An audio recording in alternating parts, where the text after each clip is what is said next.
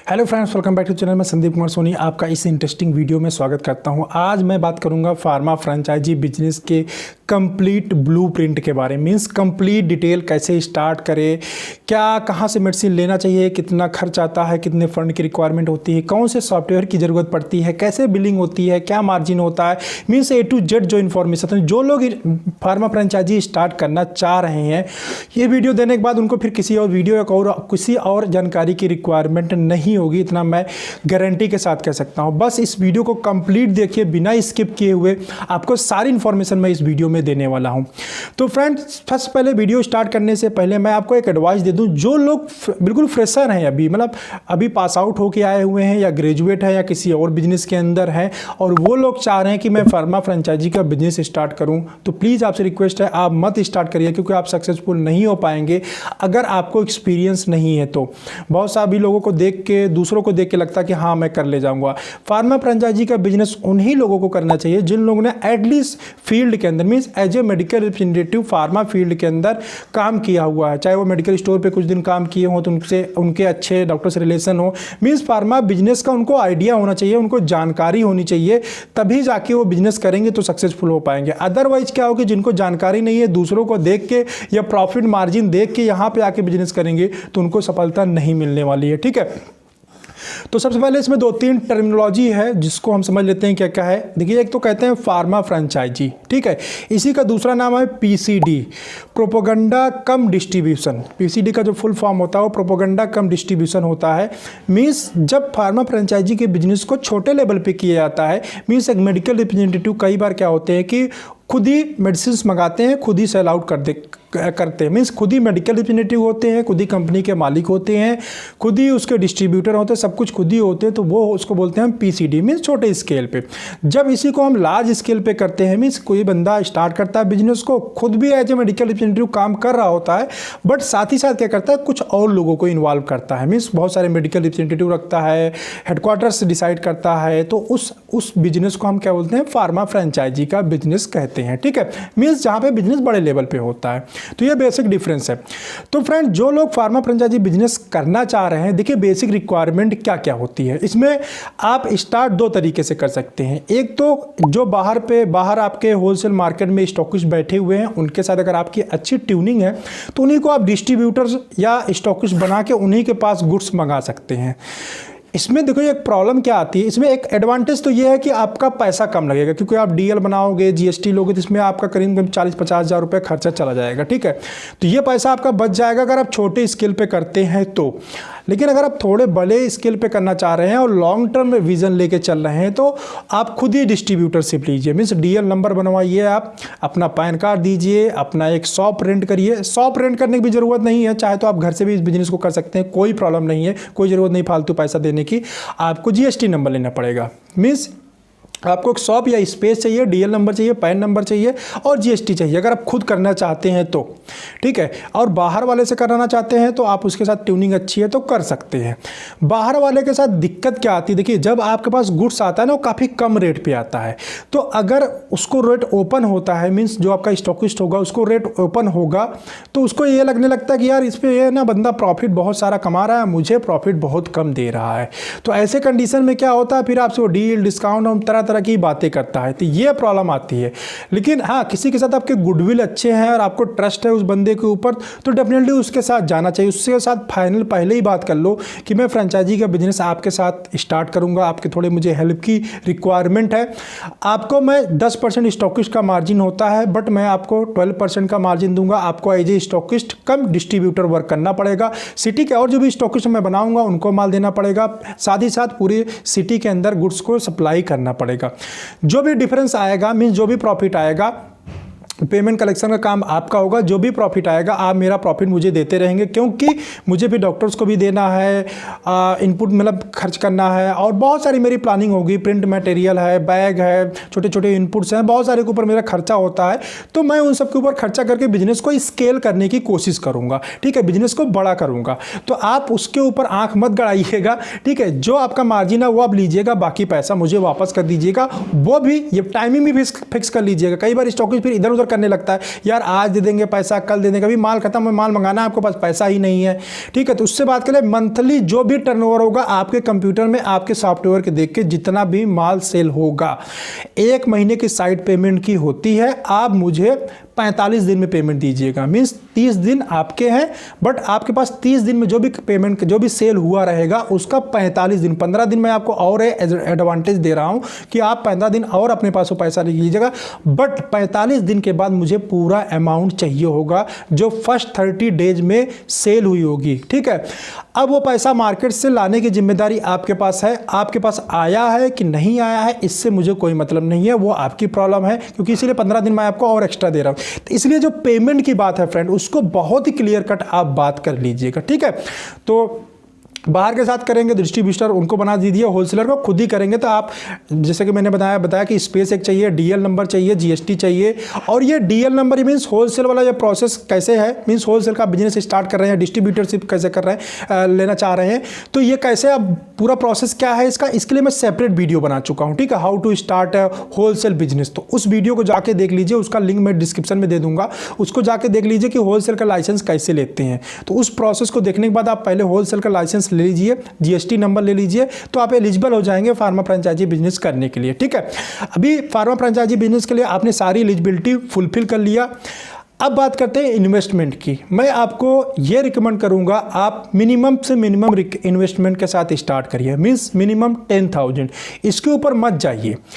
Minimum 10,000 invest करके पहले देखिए कैसा रिस्पांस आता है मार्केट से, कैसे आप काम कर पाते हैं। 10,000 से लेके 20,000 के बीच में अगर आप इन्वेस्टमेंट करते हैं, इसमें इतना गुड्स आ जाएगा कि आप बहुत आराम से सेल कर पाओगे। मतलब 5-7 वैरायटी, 5-7 प्रोडक्ट स्टार्टिंग में लीजिए, बहुत सारे प्रोडक्ट में लीजिए, या फिर मैं कहता हूँ 3 ही प्रोडक्ट के साथ स्टार्ट करिए, बहुत सारा प्रोडक्ट मत लीजिए। जिस डॉक्टर के ऊपर आपकी पकड़ है, ठीक है, प्रोडक्ट सिलेक्शन के ऊपर आपको विशेष ध्यान देना होगा। जिस स्पेशलिटी के डॉक्टर के ऊपर आपकी पकड़ है, आपके अच्छे रिलेशन है, उसी स्पेशलिटी के प्रोडक्ट मंगाइए। ठीक है, पहली बात, पहले उस प्रोडक्ट के साथ मंगाइए। अगर आपको अपने बिजनेस को स्केल करना है तो इसके लिए किन प्रोडक्ट के साथ बिजनेस स्टार्ट करने चाहिए उसका भी मैंने सेपरेट वीडियो बनाया है, उसका देख लीजिए। मैं आपको थोड़ा सा आइडिया दे दी हूँ। जनरल प्रोडक्ट के साथ बहुत ज़्यादा मत घिरिए, जनरल प्रोडक्ट मंगा के कंपटीशन बहुत ज़्यादा हो जाता है, प्राइस वार स्टार्ट हो जाता है, तो प्राइस वार में आप हार जाओगे या आपकी मार्जिन आपका खत्म हो जाएगा और मार्केट से पेमेंट कलेक्ट नहीं कर पाओगे आप। तो प्राइस वार के चक्कर में नहीं फंसना है। आप न्यूअर मॉलिक्यूल लेके आइए जिनके ज़्यादा ग्रोथ है। ठीक है, मैट का डाटा थोड़ा देखिए, ग्रोथ किसके ऊपर है, आप थोड़ा गूगल करेंगे तो आपको पता चल जाएगा। जैसे मैं बताऊं, कफ सिरप का मार्केट बहुत बड़ा है बट उसको ग्रोथ में जाएंगे तो नहीं है। एमॉक्सिक्लेव का मार्केट साइज बहुत बड़ा है बट ग्रोथ की बात करेंगे तो नहीं है। ग्रोथ कहां पे है, गायनिक सेगमेंट के प्रोडक्ट, जैसे पीसीओडी की मैं बात करूं, बहुत अच्छा ग्रोथ है। ओबेसिटी का प्रोडक्ट है, बहुत अच्छी ग्रोथ है। आप ले लीजिए मेल सेक्सुअल डिस्फंक्शन के प्रोडक्ट की बात करें, बहुत अच्छा ग्रोथ है। लो स्पर्म काउंट के जो प्रोडक्ट आ रहे हैं उसमें बहुत अच्छा ग्रोथ है अभी। या फिर मेल सेक्सुअल डिस्फंक्शन में ओरल अप्लाई करने के लिए, मीन्स और बाहर से अप्लाई करने के लिए छोटी सी टाइप के प्रोडक्ट आते हैं, उसमें बहुत अच्छा ग्रोथ है। तो फीमेल्स की बात करें, सेक्सुअल डिस्फंक्शन की बात करें, ओबेसिटी की बात करें, ये प्रोडक्ट में फूड सप्लीमेंट वाला जो एक कैटेगरी है इसमें बहुत अच्छा ग्रोथ है। तो यहाँ पे आकर ग्रोथ होने के चांसेस बढ़ जाएंगे। क्यों? क्योंकि आप साइंटिफिकली डॉक्टर्स के साथ बात कर पाएंगे। ठीक है, जितना ज़्यादा आप साइंटिफिक होंगे उतना ज़्यादा आपका प्रिस्क्रिप्शन निकलेगा। जब प्रिस्क्रिप्शन निकलेगा तो आपका मार्जिन ऑटोमेटिकली बढ़ने लगेगा। जहाँ पर डिस्पेंसिंग डॉक्टर के चक्कर में आप पड़ेंगे, रेट बार्गेनिंग की जहाँ पर बात आएगी, जहाँ रेट वार शुरू हो जाएगा, वहाँ पर आपका जो मार्जिन है ऑटोमेटिकली कम होता जाएगा, हो सकता है निगेटिव में भी चला जाए। तो प्रोडक्ट सिलेक्शन करते समय आप इन बातों का ध्यान रखें कि फर्स्ट स्टार्ट में क्या करें, जिसके साथ आपके अच्छे रिलेशन है, जिन डॉक्टर के साथ, जिस स्पेशलिटी के साथ अच्छे रिलेशन है, उसके साथ स्टार्ट करिए और स्केल करिए न्यू प्रोडक्ट के साथ जिसमें ज़्यादा ग्रोथ है प्रेजेंट टाइम में। ठीक है, कंपनी सिलेक्शन। अब प्रोडक्ट सिलेक्शन हो गया, इन्वेस्टमेंट की बात हो गई। अब बात करते हैं किस कंपनी से प्रोडक्ट ले, क्योंकि हम गूगल पर करेंगे बहुत सारे कंपनीज अवेलेबल हैं। ठीक है, ये पहले की वीडियो मैंने बताया हुआ है कि कैसे कंपनी सेलेक्ट करें। यहाँ पे थोड़ा सा मैं आपको व्यू दूंगा कैसे कंपनी सेलेक्ट किया जाएगा। अभी 2-4 दिन पहले मैंने एक वीडियो बनाया था, उसमें मैंने कंपनी सिलेक्शन के बारे में बहुत डिटेल में दिया हुआ था कि how to select a company या means franchisee company. Company selection में मैंने बताया कि आप कंपनी से सैंपल मंगाइए, फिजिकल सैंपल। सिर्फ देखो इंटरनेट पे क्या है ना, प्रोडक्ट के फोटोज बहुत अच्छे अच्छे दिखते रहते हैं, बट पैकिंग कैसी है, टैबलेट की हार्डनेस प्रॉपर है कि नहीं, एक अच्छे कंपनी का ब्रांड मार्केट से खरीद के लिए उसको ब्रेक करके देखिए। आपके पास टेस्टर तो होगा नहीं, अब ब्रेक करके देखिए हार्डनेस कैसी है, जो आपने मंगाया है फ्रेंचाइजी कंपनी से मेडिसिन टैबलेट उसकी हार्डनेस कैसी है, दोनों को कंपेयर करिए। ऐसे ही 8-10 कंपनी में अप्लाई करिए। आप 5-7 कंपनी है, 8 कंपनी आपको फिजिकल सैंपल, स्केच, जो पैकिंग का लेना बॉक्स होता है टैबलेट का, ठीक है, वो पूरा मॉडल सब आपको भेज देंगे, वो कैश कवर वगैरह सब कुछ भेज देंगे। फिजिकल एग्जामिन करिए सारी कंपनी का, साथ ही साथ प्राइस लिस्ट मंगा लीजिए, किसका प्राइस लिस्ट कम है, किसके पास रेंज ज़्यादा है, कौन मुझे अच्छा प्राइस दे रहा है, किसके प्रोडक्ट की पैकिंग अच्छी है, क्वालिटी अच्छी है। प्रोडक्ट क्वालिटी के ऊपर विशेष ध्यान दीजिए और रेट के ऊपर विशेष ध्यान दीजिए। दो चीज़ अच्छी होनी चाहिए, रेट भी उसका अच्छा होना चाहिए, पैकेजिंग भी अच्छी होनी चाहिए और उसके प्रोडक्ट की जो हार्ड क्वालिटी है वो अच्छी होनी चाहिए। ये होगा आपका कंपनी सिलेक्शन करते समय, जिसमें आप सेटिस्फाइड हो उसके साथ आप जा सकते हैं। मेरा अगर आप व्यू लेंगे तो मैं एक ही आदमी को रिकमेंड करूँगा जिसको मैं जानता हूँ, वो है जिसके साथ मैंने काम किया, मिस्टर तरुण मेहता। वो एक्चुअली फार्मा से रिटायर हो गए हैं अभी और उन्होंने खुद का अपना फ्रेंचाइजी बिजनेस स्टार्ट किया, बहुत अच्छी रेंज है। उनका कॉन्टैक्ट डिटेल मैं यहाँ पे दे दूंगा। मिस्टर तरुण मेहता है, ये अंबाला से डील करते हैं और उस सर के साथ मैंने 2 साल काम किया है। वो फार्मा में ही थे, ठीक है, अभी वहाँ से रिटायरमेंट होने के बाद फिर वो फ्रेंचाइजी का बिजनेस स्टार्ट किए हैं, तो ऑल इंडिया लेवल पर सप्लाई करते हैं। उनसे आप कांटेक्ट कर सकते हैं, प्रोडक्ट उनके अच्छे हैं, रेट बहुत अच्छा देते हैं। जिन लोगों ने उनके साथ डील किया है वो बिल्कुल सेटिस्फाइड है, मैंने कई लोगों को रिकमेंड किया था। बाकी मेरा कोई फोर्स नहीं है, आप उन्हीं के साथ जाइए। आप उनके, मैं यही बोलूँगा, मेरा जो स्ट्रांगली रिकमेंडेशन ये है कि आप उनसे एक बार बात जरूर करिए, प्राइस लिस्ट मंगा के उनके साथ, बाकी वो बहुत ही अच्छे आदमी है, वो बहुत ही जेन्युइन आदमी है, ग्रेट पर्सनैलिटी है, तो उनके साथ आपको प्रॉब्लम नहीं है। इसमें कुछ लोग फ्रॉड बहुत करते हैं, मीन्स पहली बार आपको प्रोडक्ट दे देंगे, बाद में जब आपने बेचना शुरू किया करेंगे आप तो प्रोडक्ट का प्राइस फिर बढ़ा देते हैं। अभी क्या आपका मार्जिन घट जाएगा ऐसे करना। आपने रेट टू रेट कहीं बात कर रखा है, सपोज दैट किसी डॉक्टर के पास, किसी डिस्पेंसिंग डॉक्टर के पास, किसी मेडिकल स्टोर पे, अभी क्या रेट आपके पास बढ़ के आ गया, तो आप इमीडिएट रेट बढ़ाओगे तो क्या हो जाएगा, वो बिदक जाएगा, फिर आप किसी और कंपनी सेटिंग कर लेगा। तो रेट के लिए फाइनल कर लीजिए कि जो रेट मैं आपसे लूँगा वो 6 महीने या 1 साल के लिए फिक्स कर दीजिए कि इसी रेट पर आएगा। आप इंक्रीज नहीं करोगे, साल में एक ही बार रेट इंक्रीज करोगे, बार बार रेट इंक्रीज करने वाला चक्कर नहीं है। मतलब आप प्रोडक्ट हिट किया और उसने प्राइस बढ़ा दिया, ठीक है। इसके बाद जब भी हम प्रोडक्ट फ्रेंड लेते हैं, किसी भी जो भी कंपनी आप फाइनल करते हैं, जिस भी कंपनी के साथ जाते हैं, वहाँ पे मोनोपोली राइट्स की जरूर बात करें। अब ये मोनोपोली राइट्स क्या होता है? मोनोपोली राइट्स का मतलब होता है जो प्रोडक्ट आप कंपनी से ले रहे हैं वो प्रोडक्ट आपके एरिया में, जो एरिया आप सेलेक्ट करके बताएंगे। देखो, आपको इसमें यह भी ध्यान देना होगा, कई बार क्या हो सकता है आप जिस कंपनी का प्रोडक्ट आपका सब कुछ मैच किया, उस कंपनी का हेडक्वार्टर आपके यहाँ खाली नहीं हुआ। जैसे मैं इलाहाबाद में सपोज दैट मैं लेना चाहता हूँ, अब उस कंपनी का, जो कंपनी मुझे पसंद है उसका इलाहाबाद खाली नहीं हुआ, ऑलरेडी कोई लेके काम कर रहा है। तो जब भी कंपनी से आप प्रोडक्ट ये सब चीज़ मंगाएं तो उस अपने एरिया के बारे में जरूर बात कर लीजिए कि यार ये वाला मेरा वाला एरिया खाली है कि नहीं। तो जब खाली हो तभी मंगाइए, क्योंकि कोई फायदा नहीं होगा प्रोडक्ट सिलेक्शन के बाद, ठीक है। तो मोनोपोली राइट्स क्या होते हैं? जिस एरिया में आप काम कर रहे हैं, आप एक एरिया डिसाइड करेंगे। जैसे मैं इलाहाबाद के अंदर काम कर रहा हूँ तो मैं Allahabad plus near by area का मैं सिलेक्शन करूँगा। जैसे जौनपुर है, मिर्जापुर है, यहाँ पे सुल्तानपुर है, फैजाबाद है, इतने दूर एरिया में मैं काम करूंगा। इतने एरिया के अंदर जो मेडिसिन मैं सेल आउट कर रहा हूं वो किसी और को वो बंदा, वो कंपनी नहीं दे सकती है, ठीक है। ये होता है मोनोपोली राइट्स। ये कंपनी के साथ आप फिक्स कर लीजिए कि आप ये मोनोपोली राइट्स मेरे पास रहेगा, मैं ही उस प्रोडक्ट को सेल करूंगा, कोई और ले आके सेल नहीं करेगा, ठीक है। तो ये होती है मोनोपोली राइट्स। इसके टेरिटरी सिलेक्शन कहते हैं इसको, ठीक है। तो इस चीज़ के लिए पहले ही बात कर लीजिए। अब जब कंपनी से प्रोडक्ट की बात हो गई, प्रोडक्ट फाइनल हो गया, मोनोपोली राइट्स की बात हो गई, अब उस पर बात कर, एक चीज़ और बात करेंगे साथ ही साथ कि आप प्रोडक्ट के साथ क्या देंगे। कंपनी, देखिए आजकल जो फ्रेंचाइजी में भी काफ़ी ज़्यादा कंपटीशन हो गया, जितना ज़्यादा आप निगोशिएट कर सकते हैं प्राइस के लिए, खूब निगोशिएट करिए, खूब होता है निगोशिएशन, ठीक है। प्राइस के लिए खूब ज़बरदस्त निगोशिएशन होता है। साथ ही साथ ये भी बात कर लीजिए कि प्राइस के साथ देखो कंपनी से आपको विजुलेट मिलेगा। आप विजुलेट की पहले बात कर लीजिए, विजुलेट मिलेगा आपको। विजुलेट मींस फोल्डर, जो जिससे हम डिटेलिंग करते हैं डॉक्टर को, वो। साथ ही उसी कंपनी का बैग, विजिटिंग कार्ड, जो रेंज कार्ड हो जिसमें ढेर सारे ब्रांड लिखे होते हैं, रेंज कार्ड जिसको बोलते हैं, वो भी आपको मिलेगा। Print material means scientific leave behind literature जिसको बोलते हैं, LBS, वो भी कंपनी आपको देगी। तो इन सब चीज़ों की बात कर लीजिए, क्या क्या कंपनी देगी, छोटे छोटे इनपुट्स। क्योंकि आप देखिए ये सब बाहर से अगर आप प्रिंट कराने जाएंगे ना तो आपको बहुत ज़्यादा महंगा पड़ेगा, तो आपको लेना उन्हीं से है। तो आप बोलो कितने के, मान लो सपोज दैट हम 10,000 में गुड्स परचेज करेंगे तो आप क्या क्या इनपुट मटेरियल मुझे दोगे, या हर बार ही ऐसा होगा, ठीक है। जब आप परचेज करोगे उतने अमाउंट का तो आपको पक्का कर लो कि इतने इतने इनपुट मुझे हर बार चाहिए होगा। या अगर वो आपको ज़्यादा रिक्वायरमेंट होगी इनपुट की, किसी मान लो आपको रेंज कार्ड की ज़्यादा रिक्वायरमेंट है, तो क्या कॉस्ट पड़ेगा पहले ही उसका भी फिक्स कर लीजिए। कई बार क्या होता है लोग उसकी कॉस्ट की बात नहीं करते और जब उनको ज़रूरत पड़ती है तब वो लोग कॉस्ट बढ़ा के देते हैं, उसमें भी निगोसिएशन होता है। तो जो भी चीज़ कंपनी से लेंगे, विजुलेट, बैग, ये तो कंपलसरी एक बार मिल जाएगा, चलो बार बार लेने की जरूरत नहीं पड़ेगी।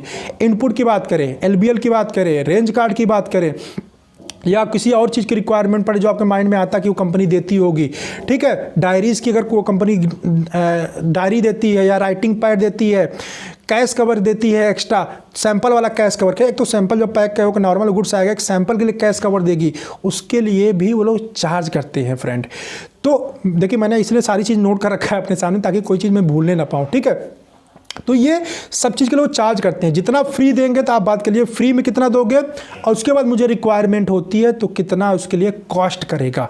ये आप जनरली लोग गलती क्या कर देते हैं, रेट में तो निगोसिएशन कर लेते हैं मेडिसिन के रेट में, बट ये cash cover, print material, input, इसमें निगोसिएशन नहीं करते हैं। बाद में ये जो कोई मार्जिन होता है ना उसको कट डाउन करने का काम करता है। आपको इन चीज़ों का ध्यान रखना है कि आपको वो भी निगोशिएट कर लेना है साथ ही साथ कि इनपुट क्या रेट पड़ेगा, प्रिंट मटेरियल एलबीएल भी क्या रेट पड़ेगा, ठीक है, उसका भी निगोसिएशन कर लीजिए। इसके बाद आता है पेमेंट सिस्टम की बात। अभी आपकी कंपनी डिसाइड हो गई है, रेट का निगोसिएशन हो गया, इनपुट निगोसिएशन हो गया, मोनोपोली राइट्स हो गए। अभी आप बात करेंगे पेमेंट सिस्टम क्या होगा, चेक से पेमेंट लेगा, एनईएफटी लेंगे, क्या पेमेंट सिस्टम होगा, क्या आपको कुछ लाइबिलिटीज़ दे सकता है, क्या कुछ छूट दे सकता है, क्या कि सामान आपके पास रिसीव हो जाए। देखिए जनरली क्या होता है, पेमेंट पहले करना पड़ता है फिर वहाँ से गुड्स रिसीव होता है, ठीक है। बट अगर आप बड़े स्केल पर काम करते हैं, आपके रिलेशन बिल्डअप हो जाते हैं, या 1 साल काम करने के बाद ऐसा आप रिलैक्सेशन कुछ दे सकते हैं क्या पेमेंट में, या कभी कभी आप एक्सपायरी ले सकते हैं क्या, कहीं मार्केट से अगर थोड़ा मोड़ा एक्सपायरी आती है तो क्या आप ले सकते हैं क्या, रिटर्न है, ठीक है। एक्सपायरी जनरली कंपनीज नहीं लेती हैं, लेकिन कुछ अच्छी कंपनीज होती हैं जो ले भी लेती हैं। तो ये सब चीज़ें पहले देखो, अभी कस्टमर क्या है सेट करने में वो भी लगे, वो सोच रहे हैं मैं फैसिलिटी दूंगा तो कस्टमर मेरे पास आएगा। तो मैक्सिमम फैसिलिटी क्या करना है, आपको ग्रैब करना है एक्चुअली। अगर नहीं ग्रैब कर पाएंगे ना, निगोशिएट नहीं कर पाएंगे ना, तो आपका कॉस्ट बढ़ेगा बाद में, ठीक है। इसके बाद ट्रांसपोर्टेशन, आप वो ट्रांसपोर्टेशन क्या है, कोरियर से भेजेगा कि जो रोड है उससे भेजेगा, बाय एयर भेजेगा, किस वे में भेजेगा, ठीक है, उसका चार्ज क्या होगा, उसके साथ ट्रांसपोर्टेशन का लिंकअप है कि नहीं है, कौन से ट्रांसपोर्ट से भेजेगा, कितना टाइम लगेगा आने में, तो ये सब भी बात आप फाइनल कर लीजिए, ठीक है। ये सब बात फाइनल करने के बाद आप प्रोडक्ट ऑर्डर कर दीजिए, और जैसा कि मैंने बताया मिनिमम क्वांटिटी के साथ, मीन्स आप 10,000, हाँ आप मिनिमम क्वांटिटी भी उसे डिसाइड कर लीजिए कितना मिनिमम क्वांटिटी वो देगा। रेट देखा कई बार क्या होता है, हम कम क्वांटिटी लेंगे रेट ज़्यादा लगता है, ज़्यादा क्वांटिटी लेंगे कम रेट लगता है। मिनिमम क्वांटिटी में बेस्ट रेट क्या देगा उस चीज़ को भी फ्रेंड आप पता कर लीजिए, ठीक है। अब इतना सब कुछ करने के बाद आप गुड्स ऑर्डर कर देंगे, गुड्स ऑर्डर करने के बाद मंगा लेंगे। अब आपके पास गुड्स आ गया, बाय ट्रांसपोर्ट रिसीव करके लेके आइए। अब आपको क्या करना है, आपको जो होलसेल में जो रिक्वायरमेंट है अब उसका काम आएगा। मीन्स आपके पास इस बिज़नेस को करने के लिए जैसा कि होलसेल में रिक्वायरमेंट होती है, कंप्यूटर होना चाहिए, प्रिंटर होना चाहिए, ठीक है, और वाइट पेपर। आप प्रिंटर में देखा अब इसमें कौन कौन से कंप्यूटर, जो आपको चाहे तो आप कंप्यूटर की जगह लैपटॉप ले लीजिए, ठीक है। कंप्यूटर डेस्कटॉप की वजह आप सस्ता में जो लैपटॉप मिल जाए, अगर आपके पास बजट कम है तो आप सेकंड हैंड लैपटॉप से भी काम चलाएंगे तो भी कोई दिक्कत नहीं है, ठीक है। आप एक लैपटॉप परचेज कर लीजिए। प्रिंटर मैं आपको बोलूँगा डॉट मैट्रिक्स प्रिंटर, चाहे आपका बजट अगर है तो आप मैं बोलूँगा कि लेज़र प्रिंटर लीजिए, अगर बजट नहीं है तो आप डॉट मैट्रिक्स प्रिंटर लीजिए, ठीक है। जो डॉट में जो आवाज़ थोड़ा करता है खट खट करके, ठीक है, वो वाला डॉट मैट्रिक्स होता है। तो दोनों का देखिए लगभग कॉस्ट उतना ही आता है, लेकिन ये क्या कि आप अगर ले लेते हैं लेज़र प्रिंटर विथ स्कैनिंग लेते हैं तो आपको और बहुत सारे काम, कभी कोई डॉक्यूमेंट स्कैन करना हो या बहुत सारे मल्टीपल वर्क हो जाते हैं, ठीक है। तो इसमें एक गलती मत करिएगा कि कलर प्रिंटर ले लें, कलर प्रिंटर मत लीजिएगा फ्रेंड। वो क्या कलर प्रिंटर ना खराब बड़ी जल्दी होता है। आप लीजिएगा लेज़र प्रिंटर जिसमें कलर प्रिंट नहीं होता, जिसके इंक नहीं फिलअप किया जाता, जिसके अंदर कार्बन फिलअप होता है।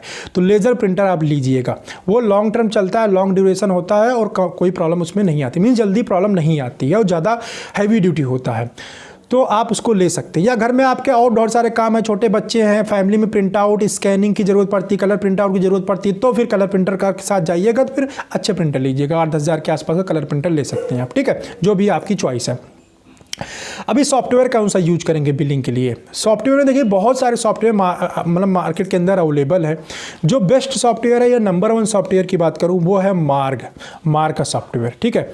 अभी मार्ग सॉफ्टवेयर में भी लोचा है, लोचा इन द सेंस देखिए कॉस्ट उसकी ज़्यादा है, लेकिन जो बंदा मार्ग का सॉफ्टवेयर डालता है ना, अगर उसके साथ भी आप निगोशिएट कर लेंगे ना तो रेट आपको अच्छा मिल जाएगा। वैसे ऐसे सॉफ्टवेयर भी अवेलेबल है, बट मार्ग के साथ अच्छी बात यह है कि उसमें जो फंक्शन है ना वो किसी और सॉफ्टवेयर के साथ नहीं मिलेंगे। साथ ही साथ जीएसटी वगैरह भरने में उसकी एक्यूरेसी बहुत अच्छी है मार्ग सॉफ्टवेयर की, और काफ़ी इजी टू हैंडल है मार्ग सॉफ्टवेयर। तो उसका रेट लेकिन थोड़ा सा ज़्यादा है, 10,000 12,000 ऐसे लेते हैं, लेकिन एक्चुअल रेट काफ़ी कम होता है, ठीक है।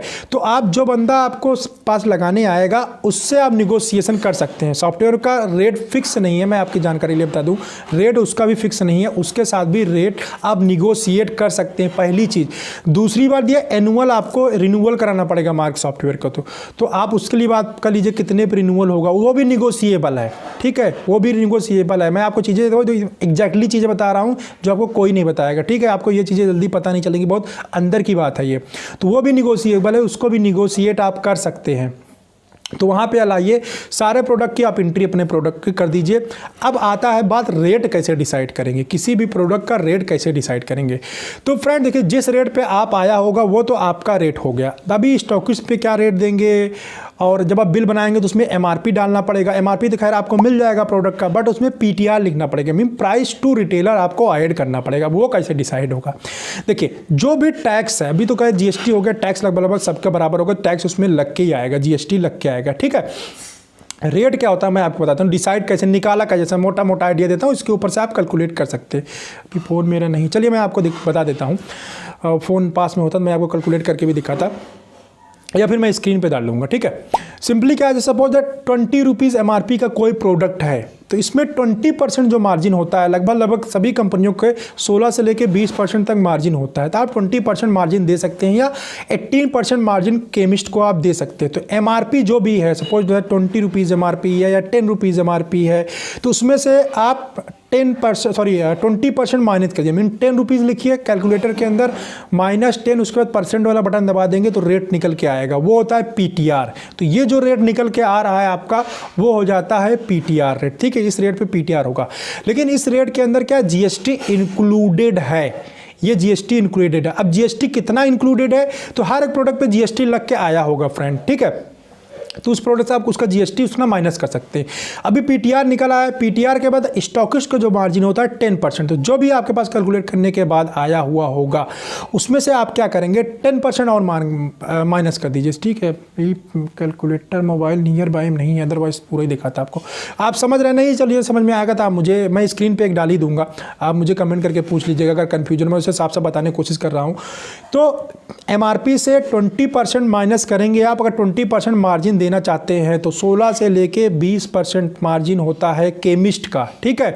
तो आप चलिए मैक्सिमम साइड लेंगे, फ्रेंचाइजी का बिजनेस है, 20% मार्जिन देंगे, तो 10, मान लो एमआरपी 10 रुपये है तो माइनस करिए 10% माइनस करने के बाद जो भी आता है, सॉरी 10 रुपये में से आप 20% माइनस करेंगे, 20% माइनस करेंगे, जो भी रहेगा रेट उसमें से फिर आप 10% मार्जिन माइनस करिए। पहले 20 माइनस करेंगे तो पीटीआर आपका आ गया, नोट कर लीजिए। फिर उसमें से 10% माइनस करेंगे तो आपका आ जाएगा PTS, means price to stockist, पहले वाला प्राइस टू रिटेलर हो जाएगा। अब जो पीटीएस आ गया उसमें से जो आपका जीएसटी लग के आया है, 12% है, 18% है, 26% है, जो भी जीएसटी आपके बिल पे लग के आया हुआ देख लीजिए उस प्रोडक्ट की जीएसटी कितना है, तो वो जीएसटी फिर माइनस कीजिए। पीटीएस में से आप फिर अगर 12% जीएसटी है तो 12% माइनस फिर 12% उसमें करेंगे तो आ जाएगा बिलिंग रेट आपको मिल जाएगा, ठीक है।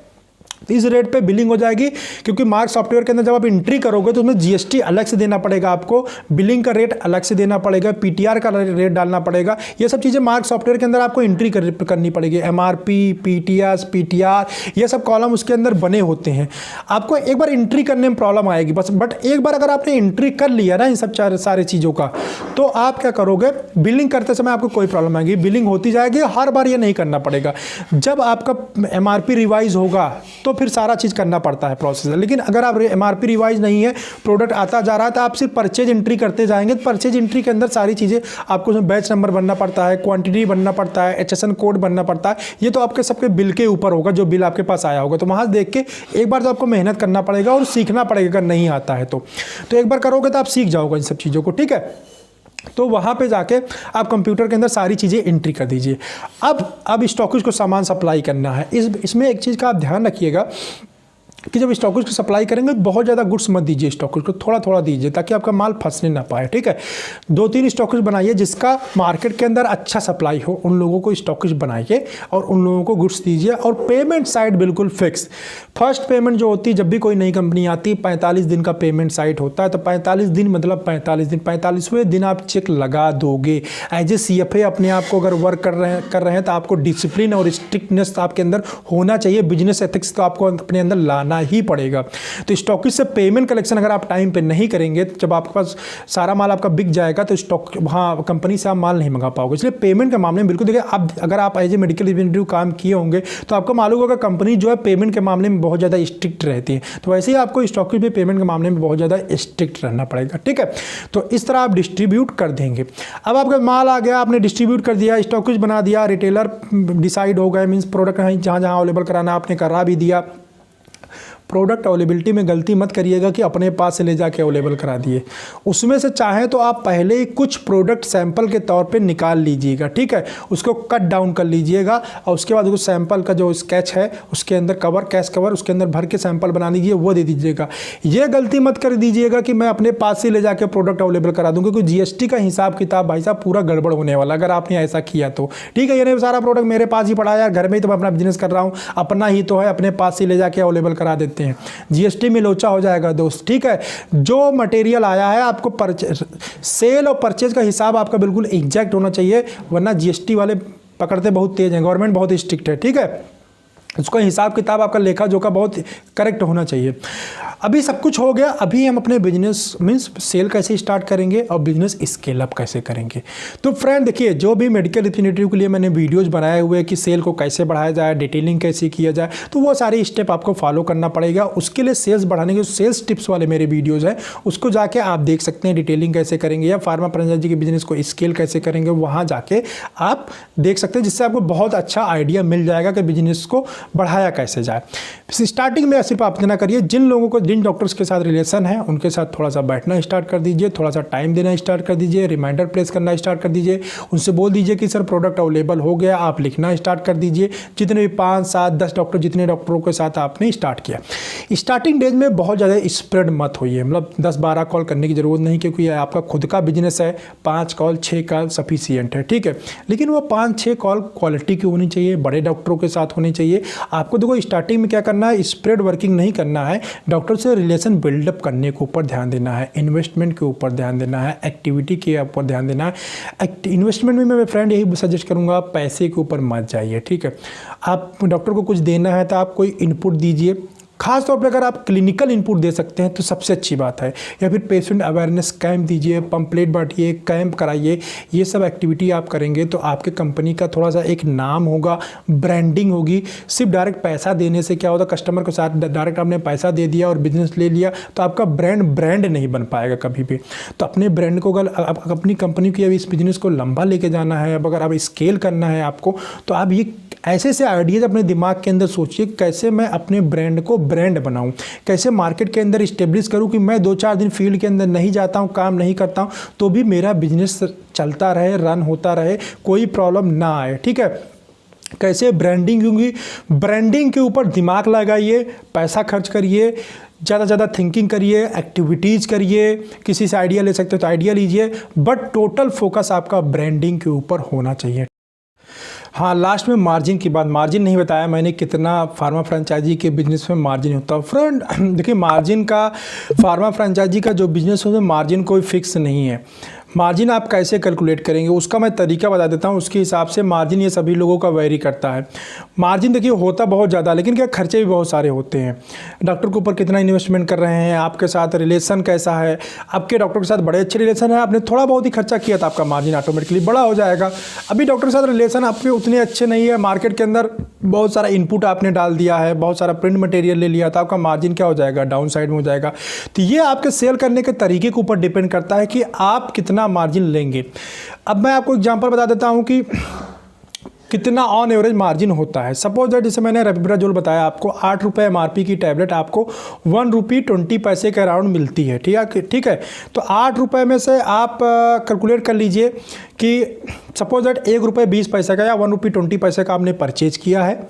इसके बाद इसका ट्रांसपोर्टेशन चार्ज उसमें जोड़ लीजिए, ठीक है, जो आपका ट्रांसपोर्टेशन गया हुआ है उसमें GST ऐड कर लीजिए, GST कितना होगा, ट्रांसपोर्टेशन कितना होगा, स्टॉकिस्ट का मार्जिन 10% ऐड कर लीजिए। इसके बाद 20% मार्जिन आप ऐड कर लीजिए केमिस्ट का। तो ये 1 रुपये 20 पैसे में जो चीज़ मैंने बताया हूँ इसको ज़रा आप ऐड कर लीजिए और उसके बाद देखिए कितना पैसा आपके पास बच रहा है। जितना पैसा आपके पास बच रहा है वो आपका मार्जिन है, ठीक है। तो इस तरह आप अपने बिजनेस को स्केल कर सकते हैं। इसके अलावा भी अगर आपके मन में कोई डाउट रहता है, कोई कुछ रह जाता है, कोई चीज़ समझ में नहीं आ रही है, तो मुझसे आप कमेंट करके पूछ सकते हैं, या फिर इंस्टाग्राम के ऊपर अगर आप मुझे फॉलो नहीं किया है तो वहाँ पे आप मुझे DM कर सकते हैं, ठीक है, 1-to-1 चैट कर सकते हैं, बात कर सकते हैं। और कमेंट में आप रिप्लाई, मतलब कमेंट आप करते हैं मैं रिप्लाई देता हूँ। कभी कभी रिप्लाई नहीं दे पाता हूँ, क्वेश्चन ऐसे होते हैं, तो आपको कमेंट बॉक्स का वीडियो मेरा ज़रूर देखना चाहिए, जिसमें मैं आपके क्वेश्चन भी होंगे प्लस दूसरों लोगों के भी क्वेश्चन होते हैं, जिससे आपको बहुत सारे अंडरस्टैंडिंग हो जाती है, ठीक है, बहुत सारी लर्निंग मिल जाती है। तो कमेंट बॉक्स का जो वीडियो हो उसको ज़रूर देखा करिए। तो इस वीडियो में बस इतना ही, लगभग सारी चीज़ें मैंने बता दी है आपको फार्मा फ्रेंचाइजी बिजनेस के बारे में। ये सारे स्टेप आप फॉलो कर लेंगे तो 100% आपका बिजनेस स्टार्ट हो जाएगा, ठीक है। और इस वीडियो को देखने के लिए आपका बहुत बहुत धन्यवाद। Thanks for watching this video.